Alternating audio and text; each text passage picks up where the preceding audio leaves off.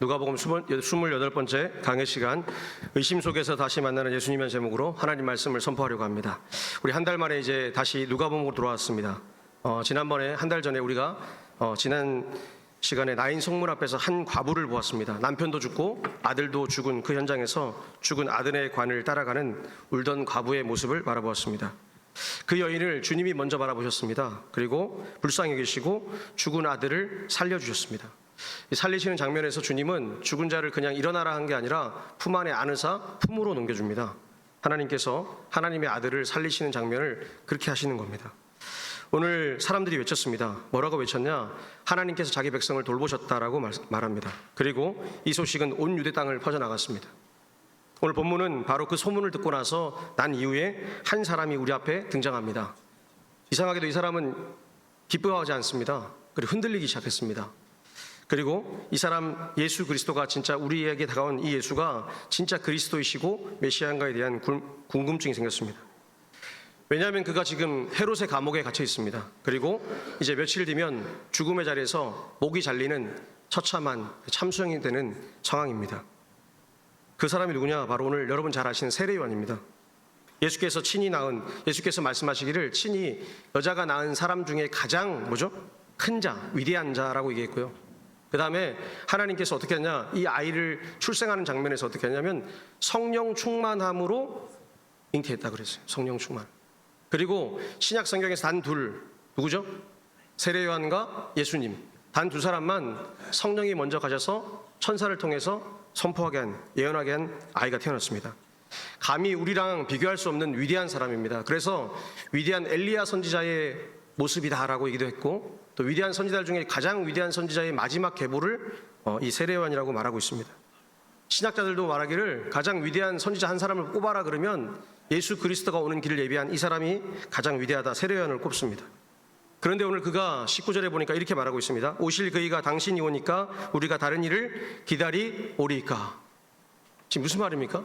예수가 오셔서 그를 세례했을 때 성령이 비둘기같이 올라가는 걸 봤어요. 그런데도 보고 듣는 것을 무시해버립니다. 그리고 흔들리기 시작하는 겁니다. 오늘 한번 생각해 보십시오. 여러분, 나인성 앞에 있던 여인, 죽음의 자리에서 죽음이라는 똑같은 무게에서 한 여인은 울고 있었고, 지금 이 사람은 당신이 정말 예수 그리스도가 맞습니까? 라고 묻고 있습니다. 눈물과 질문, 슬픔과 의심 속에 이 두 개의 서로 다른 감정이 어떻게 이어지고 있냐? 오늘 이 질문 하나로 등져집니다. 하나님, 당신이 정말 제가 믿는 유일하신 그분이 맞습니까? 이 질문이 있습니다. 여러분은 어떠세요? 여러분 신앙생활 하면서 하나님이 내 하나님이라고 한 번도 흔들리지 않고 신앙생활 잘 하고 계셨습니까? 아니면 흔들릴 때가 많습니까? 많겠죠. 많으니까 의심이 되고 불평이 나고 불만이 생기고, 오늘 우리가 새벽에 잘 들었던 고린도전서 말씀처럼 너희는 손과 발이 되어서 몸을 이루라고 말하는데 손과 발, 눈이 되지 않고 입이 되려고 하는 거예요. 참 바울이 잘 썼습니다. 거기에 입은 뺐습니다. 그죠? 손과 발, 눈과 귀 있었습니다. 눈이 되어서 아픈 사람 바라보고, 귀가 되어서 누군가 아프면 그 얘기를 듣고 기도하고, 누군가의 손이 되어서 누굴 도와주고, 누군가의 발이 되어서 누군가를 도와주라고 했는데, 누군가 입이 되어서 뭐 하라는 거예요? 그런 말은 없습니다. 참 우리 하나님이 정확하시죠. 그런데 우리 교회는 어떻습니까? 우리는 어떻습니까? 입이 더 많죠. 네, 부끄럽죠. 근데 오늘 그 부끄러움 앞에 정말 더 부끄러운 것은 믿음으로 살아가지 못하고 정직하지 못한 영으로 살면서도 우리가 굉장히 정직하게 사는 것처럼 할 때가 있습니다. 오늘 한 남자가 있습니다. 어느 가을 저녁에 가족들과 외출을 했다가 돌아오는 길에서 고속도로에서 정말 즐겁게 어머니와 사랑하는 4살짜리 딸과 아내와 함께 탁 차를 타고 가고 있습니다. 한번 생각을 해보세요. 실제 일어난 일입니다. 가다가 맞은편에서 음주운전한 차량이 와서 그대로 정면 충돌을 했습니다. 그래서 어머니와 아내와 4살배기 딸이 죽었습니다. 자신은 그때 상황을 통해서 뭐라 그랬냐면, 그 사람의 책에서 나도 지금 죽어야 되는데 라는 그 마음이 너무 들었습니다. 근데 죽지 않았습니다. 그는 살아났습니다. 그리고 하나님을 향해서 원망을 했습니다. 왜냐하면 평생 동안 하나님을 믿었고 신학교에서 목사들을 가르치는 목사, 교수님이세요. 하나님을 엄청 사랑하시는 분인데 그분이 얼마나 원망이 되겠어요. 4살배기 딸이 죽는 모습을 바로 옆에서 보고 있으니. 이분이 제랄드 시츠입니다. 그리고 그가 쓴 책이 하나님 앞에서 울다라는 유명한 책이 있습니다. 오늘 이 책에 보면 이렇게 나와 있습니다. 한번 띄워주세요. 제가 읽어드릴게요. 나는 처음에 그 어둠으로부터 도망치려 했다. 그러나 어느 순간 깨달았다. 도망치면 칠수록 어둠은 더 길어진다는 것을. 결국 나는 어둠을 등지는 대신 어둠을 향해 똑바로 걸어 들어가기로 했다. 그리고 바로 그 길 위에서 나는 내가 잃은 것이 아니라 남에게 남겨진 은혜를 보기 시작했다. 나도 보세요. 오늘 우리도 그렇습니다. 어려움 당하고 고통 당하고 상실이 찾아오면 다 그렇습니다. 그 슬픔 앞에서 두 갈래의 길이 있다고 그래요. 도망치는 사람. 성도들 중에도 그런 사람이 있습니다. 위험이 생기고 부끄러움이 당하고 수치가 오면은 도망치고 싶은 거예요. 이제 빼주세요. 도망치고 싶은데 도망치지 말고 그 어둠 속으로 들어가는데 달려가라고 그러지 않습니다. 걸어가라고 그러는 거예요. 오늘 회복을 향해서 다가가는 장면, 우리의 생각에는 180도 완전한 회복, 기적이 일어날 것 같은데 아니요. 그 어둠의 고난 속에서 그대로 걸어서 천천히 가라는 겁니다. 오늘 본문에 나오는 세례 요한도 마찬가지고 나인성 과부도 마찬가지고 두 사람 모두 슬픈 고통 속에서 딱 들어갔습니다. 그 인생의 가장 처참한 상황이 들었습니다. 가장 부끄러운 장면이에요. 신앙인으로서 하나님을 부정한다는 게 얼마나 부끄럽겠습니까? 내가 평생 있는 하나님을 지금 당장 원망하고 세상에 나가서 그렇게 외치는 장면이 바로 오늘 이 장면입니다. 사람들이 몰랐을까요? 세례 요한이 감옥에 있는데 그 감옥에서 제자 둘을 보내서 누구에게 갔습니까? 예수께 가는 겁니다. 그리고 했던 질문이 오늘 19절 말씀이에요. 당신이 진짜 예수 맞아? 이렇게 묻고 있습니다. 오늘 신앙생활 하다 보면 우리도 의심의 자리에 들어갈 때가 있습니다. 오늘 그 의심의 자리에서 우리는 또 생각해 봐야 됩니다. 의심이 문제인가? 그럼 그 의심의 자리를 벗어나야 되는데 어떻게 하는 것인가? 오늘 의심의 자리를 넘어서 기대와 회복의 자리로 나가는 여러분 되시길 축복합니다. 오늘 먼저 의심의 자리가 뭐냐? 오늘 오실 분이 당신인가요? 묻고 있습니다. 누구의 입에서 나왔는지를 묻고 있어요. 이 사람이 대단한 사람이죠.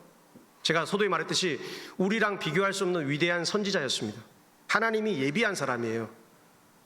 물론 모든 사람이 다 좋은 사람, 대단한 사람, 하나님이 사랑하는 사람 맞지만 하나님이 쓰는 그릇은 질그릇이 있고 금그릇이 있고 은그릇이 있다고 사도 바울이 말합니다. 아마 이 사람은 다이아몬드 그릇 같아요.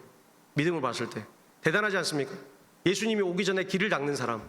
그래서 광야에서 외칠 때마다 많은 사람들이 회개하고 세례를 받았다고 그럽니다. 그런 그가 그 위대한 믿음의 사람이 오늘 의심합니다. 왜 그랬을까요? 그가 그리던 메시아가 오지 않았습니다. 악을 단숨에 제거해서 로마 제국을 무너뜨리고 이스라엘을 세워갈, 새 나라를 세워갈 위대하고 강력한 메시아가 와야 되는데 안 온 겁니다. 화가 난 거예요. 그리고 오히려 자기는 뭐죠? 그렇게 열심히 죽을 똥 말똥 30년 넘게 외쳤는데 나는 어디로 가는 거죠? 나는 감옥에 가서 지금 죽을 날을 기다리고 있습니다. 순교를 해야 됩니다. 오늘 18절 19절에 보니까 이렇게 말하는 거죠. 요한의 제자들이 이 모든 일을 그에게 알리니 요한이 그 제자 중 둘을 불러 주께 보내어 이르되 오실 그이가 당신이 오니까 우리가 다른 일을 기다리올까 하라 하매. 그러니까 지금 계속해서 의심이 들고 분노가 생기는 그 마음을 그대로 적어놨습니다. 왜냐하면 지금 요한은 감옥에 있습니다. 그 감옥이 어디냐면 역사가 요세푸스에 따르면 책에 써놨어요. 그가 이 세례 요한이 사해 동편에 있는 요새 마케루스라는 곳에 잡혀 있습니다. 요새가 어디죠? 예, 로마 군인들이 지키는 곳. 그곳에 지금 가둬놓은 거예요. 그러니까 가장 뭐죠? 도망치지 못하도록 꽉 붙들어 매는 그곳에 있습니다. 원래 이제 죄를 지으면 유대인들은 어디로 가냐면요, 성전 안에 있는 감옥, 조그만 감옥이 있었다 그래요. 글로 가서 거기서 처벌을 받아야 되는데, 종교 재판을 받아야 되는데, 오늘 이 사람은 종교가 아닌 정치적 재판을 받게 되고, 그리고 로마인의 감옥에 있습니다. 그리고 그가 지금 혼란스럽습니다. 제랄드 시체도 마찬가지입니다. 혼란스러웠을 겁니다. 우리도 마찬가지예요. 우리에게 그런 일을 당하면 우리도 정상적이라면 분노가 일어날 겁니다. 여러분, 지금 여러분 자식들이 지금이 아니라, 지금은 나이가 좀 드신 분도 많지만 어렸을 때 4살백인데 태어나자마자 이제 인생을 꼽히지도 못한 나이에 죽었어요. 엄마도 죽었어요. 자기 사랑하는 어머니도 젊을 때, 아내도 젊을 때 죽었습니다. 통탄할 노릇이죠. 하나님을 향해 손가락질하고 욕할만 합니다. 그런데 그 시간을 묵묵히 그냥 버틴 게 아닙니다. 욕도 했습니다. 원망도 하고. 그리고 나서 이 상실에 대해서 이 제럴드 시처가 이렇게 얘기하고 있습니다. 우리 한번 같이 읽었으면 좋겠어요. 같이 읽겠습니다. 상실은 우리가 선택할 수 있는 것이 아니다. 우리는 그것을 그저 당할 뿐이다. 내가 통제할 수 있었던 것은 상실 그 자체가 아니라 그 상실에 어떻게 반응하느냐 하는 것뿐이었다. 나는 그 어둠을 부인할 수도 미워할 수도 없었다. 그럼 놔둬보세요. 상실이 뭐죠? 상실을 내가 선택할 수 없습니다. 인생의 고난을 내가 선택할 수 없어요. 근데 찾아와요. 반드시 찾아와요. 근데 더 신기한 거는 믿음이 좋은 사람에게는 믿음에 더 좋은 강력한 문제가 발생하게 됩니다. 믿음이 좋은데 하나님이 뭔가를 아름답게 열어주셔야 될 것 같은데 믿음이 좋으니까 더 큰 고난을 나에게 선물로 주신다는 거예요. 제가 선물이라는 이유는 뭐냐? 오늘 보면 내가 통제할 수 없는 그 상실을 만났을 때 내가 그 상실을 어떻게 반응하느냐가 되게 중요하다는 거예요.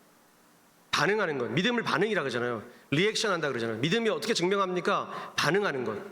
믿음을 가지고 있는 사람은 고난이 찾아왔을 때, 그것을 상실이 찾아왔을 때 어떻게 반응할 것인가. 그가 할 수 있는 게 뭐였냐? 어둠을 부인할 수도 없고 미워할 수도 없고 좋게 표현할 수도 없다는 거예요. 고난이 좋은 겁니까? 아니요. 고난이 나쁜 겁니까? 또 아니요. 그러니까 힘든 거예요. 한마디로 단정하기가 너무 애매모호한 거예요. 요한도 마찬가지였습니다.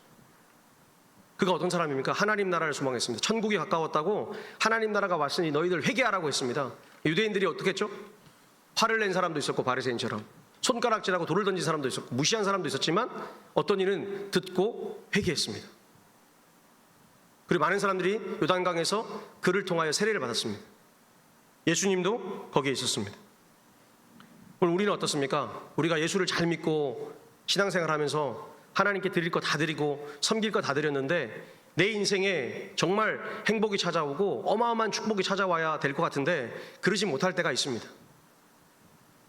그러다가 내가 정말 사랑했던 것들이 하나하나 순간순간 갑자기 떠날 때가 있습니다. 바로 그 자리에서 우리는 또다시 질문하게 됩니다. 질문해요. 정말 하나님, 내가 사랑하고 나를 사랑하신 그 하나님 맞습니까? 살아계신 하나님 맞습니까?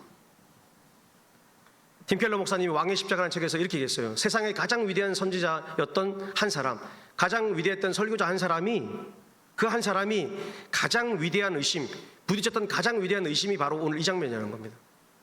예수, 당신 맞습니까? 라고 묻는 거예요. 오늘 이것만 기억하십시오. 그럼 의심이 큰 문제인가? 아니요. 의심도 믿음이 좋은 사람이 할 수 있는 겁니다.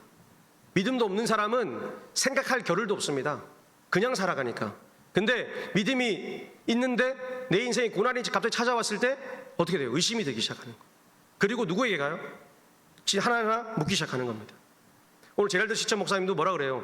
어둠이 찾아오고 의심이 찾아와서 깊은 고난 속에서 뭐죠? 내가 등진 것이 아니라 그 길을 천천히 걸어가려고 했어요. 뛰어가려는 것도 아니에요. 천천히 걸어가면서 또 의심하고 원망하고 그렇게 했다는 겁니다. 오늘 요한도 마찬가지입니다. 요한도 의심만 한 게 아니라 의심하는 가운데 제자를 불러서 확인해서 다시 믿고 싶은 거예요. 그래서 의심은 참 중요한 믿음의 순간을 열어가는 길입니다. 오늘 여러분 가운데 혹시나 의심이 있습니까? 불안이 있고 불평이 있고 두려움이 있다면 하나님 앞에 다시 가서 물어봐야 되는 겁니다. 그리고 말씀 안에 들어가서 말씀을 향해서 걸어가야 될 줄 믿습니다. 오늘 그러면 우리는 어디로 가야 되냐? 기대의 자리로 가야 되는데 오늘 누가복음에 보니까 3장과 9절에서 좋은 얘기를 하고 있습니다. 3장 9절에서 17절 중간중간 빼놨는데 제가 읽어드릴게요. 이미 도끼가 나무 뿔에 놓였으니 또는 쭉정이는 꺼지지 않는 불에 태우시라. 17절 말씀이에요. 무슨 말을 하려고 하냐면 누가복음 3장에서 어떤 일이 일어났습니까? 놀라운 일이 일어났죠. 예수 그리스도가 세례를 받기 시작하고 그래서 그 놀라운 환경 속에서 뭘 기대를 했냐? 예수 그리스도가 이제 오셨으니까 세상을 뒤집는 멋진 일이 일어날 것이다. 얼마나 기대가 됐겠어요. 지금 여러분 주님이 찾아오셨어요. 지금 찾아오면 큰일 나죠. 종말이니까. 그렇죠. 지금은 찾아오면 안 됩니다. 초림은 괜찮습니다. 초림에 왔으니까 얼마나 기대가 됐겠어요. 예수가 오셨네. 하나님 나라가 만들어지겠다. 그래서 뭘 원했냐? 구약 성경대로 원했어요. 도끼와 불과 키지라는 거 뭐죠? 쭉정이를 걸러내기 시작하고 죄인들을 다 죽이고 악인, 하나님의 영이 없는 모든 악인들은 뭐죠? 율법을 안 지킨 모든 자를 뭐죠? 다 죽이는 정말 화려한 것을 생각한 거예요. 유대인의 강점에서. 율법의 문제. 아마 저희는 우리 신약시대를 살아가는 모든 사람들은 지옥 갈 수밖에 없습니다. 그러면. 근데 그것을 누가 원했냐? 세례요한이 기대했다는 거예요. 오늘 세례요한이 어디 있습니까? 이제 감옥에 있습니다. 감옥에서 소문을 듣고 힘들어했던 겁니다. 이제 예수님 오셔서 뭘 할까 궁금했는데 4장부터 이어지는 장면이 뭐냐? 예수님이 오셔가지고 병자를 고치기 시작하고 안진뱅이를 일으키고 눈먼 자를 보게 하고 창녀와 세리와 밥을 먹게 충격을 계속 먹겠죠. 이렇게 거룩한 분이 도대체 지금 뭘 하고 있냐? 그러다 마지막에 뭐냐면 힘없는 가부의 아들을 살려주는 것으로 끝났다 이 얘기까지 들은 겁니다. 그리고 한 번도 자기가 주님이라고 당당히 선포하지 않습니다.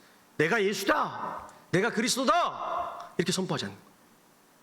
한 번도 자기 이름으로 성경 어디에도 내가 예수다라고 내가 그리스도다 내가 니네들이 원하는 것은 마지막 십자가 외에는 한 번도 얘기하지 않습니다. 그냥 병만 고쳐주시고 치유하십니다. 여전히 세상의 악인들이 득세를 하고 있습니다. 힘을 가지고 있어요. 오늘 누가복음 27장 22절에 보니까 이렇게 말하고 있습니다. 우리 한번 같이 읽겠습니다. 맹인이 보며 못 걷는 사람이 걸으며 나병 환자가 깨끗함을 받으며 귀 먹은 사람이 들으며 죽은 자가 살아나며 가난한 자에게 복음이 전파된다 하라. 아멘. 오늘 이 장면의 이야기를 그대로 한 거예요. 이사야 35장과 61장에 나오는 얘기들을 그대로 기적같이 일어난 거예요. 그럼에도 불구하고 원했던 건 뭐냐? 이사야의 그 많던 말씀들. 악인이 벌받는데 에돔이 처벌받는데 하나님 나라를 거스린 자들을 다 죽인데 그래서 선한 사람들이 다 남아있대. 오늘 세례요한이 착각하고 있는 거죠. 자기가 깨끗하다고 착각하고 있는 거죠. 자기가 얼마나 죄로 점철된 인간인지를 모르고 살아가는 거죠. 죄인이라고 고백할 수 없는 그런 고백자가 된 거죠. 마치 의인처럼. 오늘 여러분들은 어떻습니까? 우리 주님이 지금 오셔가지고 마라나타 아멘 주 예수여 어서 오시옵소서. 그래서 지금 우리를 심판하셔서 그래서 우리를 구원해 주시고 막 그러시길 원하세요 사실? 저는 좀 두려워요 솔직히. 아마 여러분들은 더 두려울걸요? 목사님 저도 밥 먹고 하는 게 이건데 그렇죠? 밥 먹고 매일 성경 보고 이게 제 돈벌이잖아요. 근데 이걸 하고 있는 저도 두려움이 있는데 여러분들은 세상에 나가서 세상으로 살다가 지금 들어온 건데 잠깐 얼마나 두렵겠어요? 세례요한은 지금 자기는 의인이라고 생각한 거예요. 오늘 주님이 그러잖아요. 요한이 불을 기다리고 도끼를 기다린 그 심판의 이미지가 아니라 오늘 예수 그리스도는 회복과 사랑의 이미지로 치유의 이미지로 우리에게 다 오신다는 거예요. 할렐루야. 할렐루야. 복음은 이 얘기를 하고 있습니다. 오늘 다시 시초로 한번 돌아가 볼까요? 제럴드 시철한 목사님 한번 생각해 보세요. 여러분 그 현장에 여러분이 있다고 생각해 보세요. 상상을 해보세요. 그 죽음의 현장에서 자기는 겨우 중환자가 되어서 있다가 이제 일어나는 거예요. 그리고 그가 정말 기대했던 게 있을 거 아니에요. 세례요한처럼 이미지를 그랬을 거 아니에요. 완전한 회복, 놀라운 선물, 기적 같은 삶, 막 이런 게 일어날 줄 알았어요. 근데 오늘 그가 하나님 앞에서 울다라는 책에서 뭐라고 얘기하냐면 이렇게 얘기하고 있습니다. 우리 한번 같이 읽어봤으면 좋겠습니다. 같이 읽어볼게요. 나는 잃어버린 것이 그대로 되돌아오기를 기도했다. 그러나 하나님은 잃은 것을 돌려주시는 대신 나를 다른 사람으로 빚어가셨다. 상실은 나를 작게 만든 것이 아니라 오히려 더 크게 만들었고 내 영혼을 더 깊고 넓게 만들었다. 은혜는 어둠을 없앰으로써가 아니라 그 어둠 속으로 신이 찾아옴으로써 내게 임했다. 완전 아멘이죠. 아멘 진짜. 제가 책을 꺼내서 읽는데 예전에는 못 느낀 감정을 느끼는 거예요.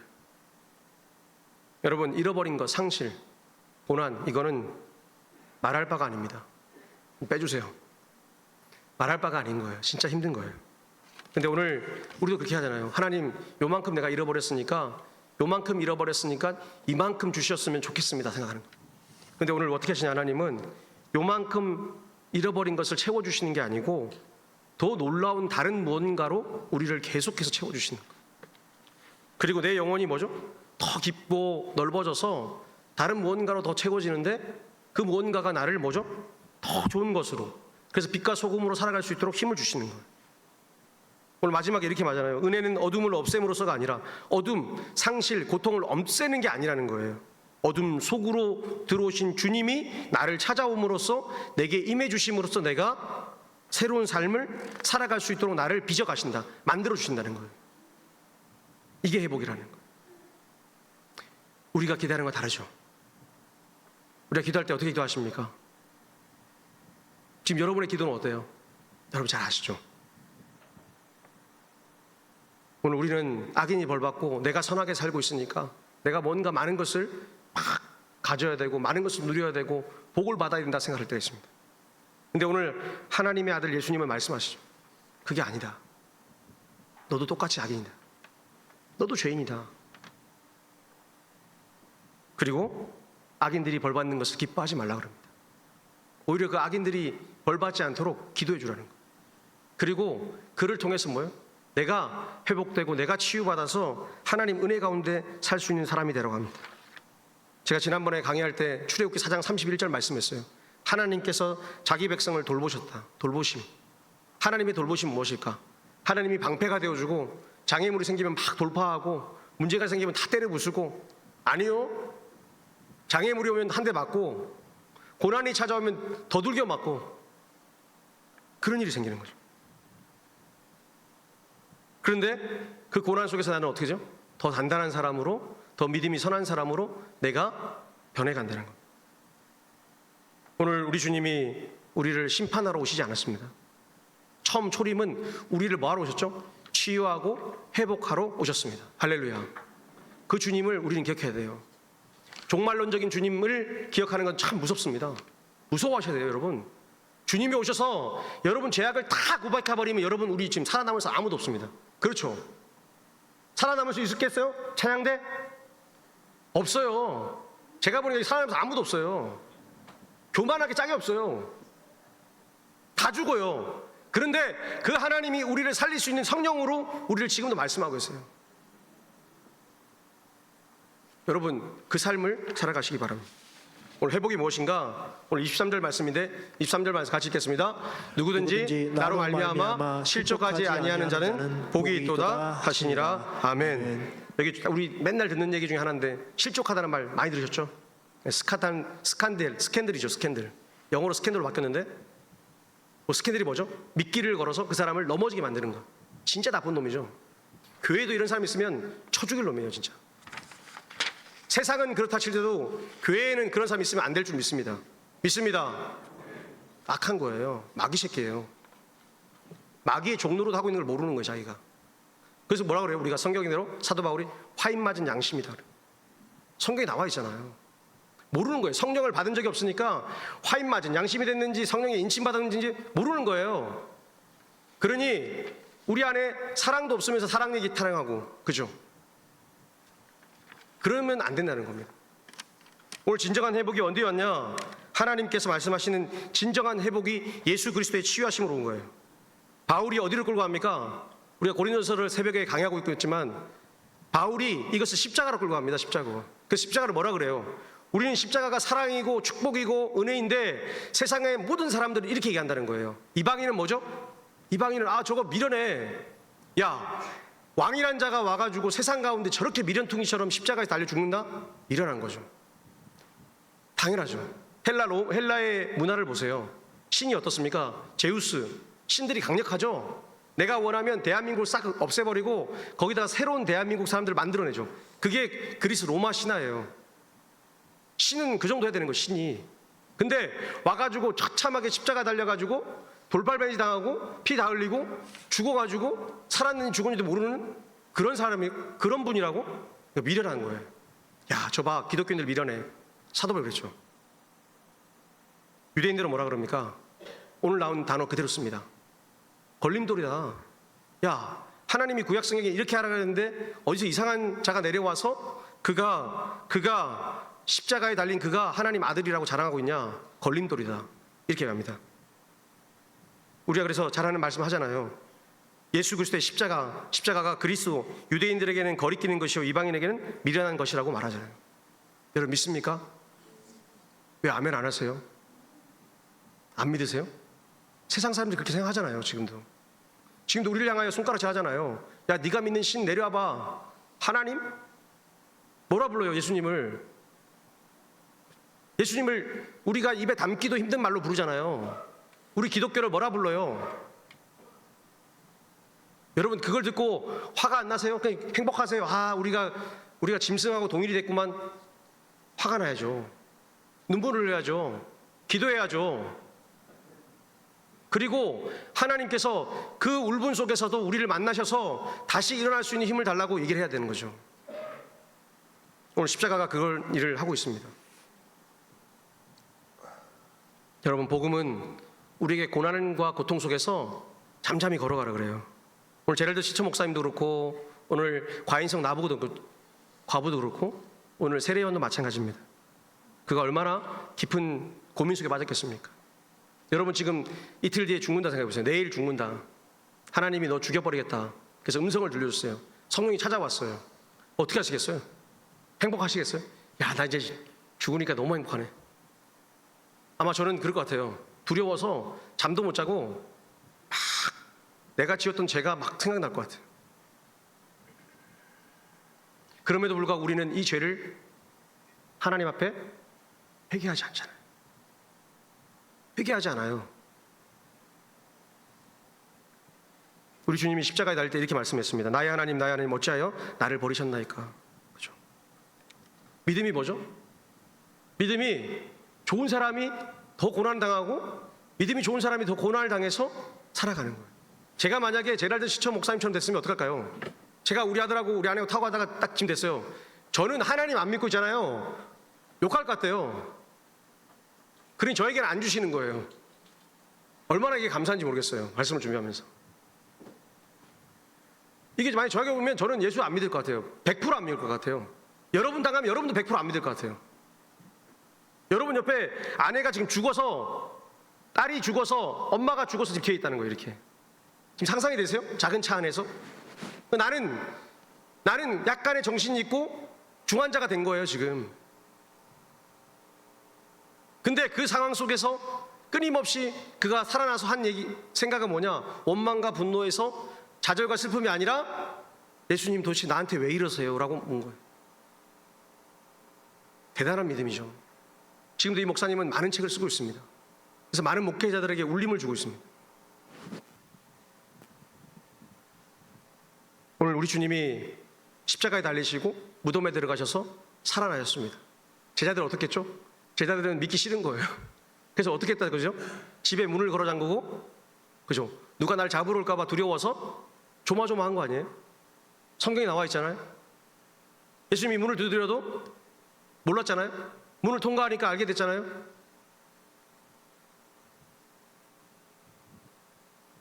오늘 23절의 말씀, 예수 그리스도로 말미암아 실족하지 않는 너희는 뭐죠? 복이 있다는 겁니다. 할렐루야. 오늘 우리 주님이 그렇게 우리를 찾아오셨습니다. 오늘 우리가 해야 될 일이 있어요. 우리가 해야 될 아주 중요한 일이 있습니다. 그건 뭐냐? 우리 주님을 만나야 되는 거예요. 다시 첫 서두로 돌아가면 나인성 가부를 한번 생각해 보세요. 나인성 가부는 그래도 주님을 만나서 행복했습니다. 아들이 살아났으니까. 근데 마리아는 어땠죠? 갈보리 언덕에서 아들이 죽는 것을 보고 아들이라고 부를 수도 없습니다. 불렀다가는 같이 죽으니까. 그리고 그걸 계속 바라보고 있었습니다. 대단하죠. 엄청난 믿음입니다. 예수 그리스도를 바라보면서 그 자리에 계속 있었어요.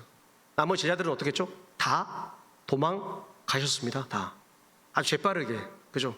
새벽부터 도망간 놈, 중간에 바라봐 도망간 놈, 그리고 끝까지 좀 보려고 하다가 도망간 놈. 제가 왜 놈 하는지 아시겠죠?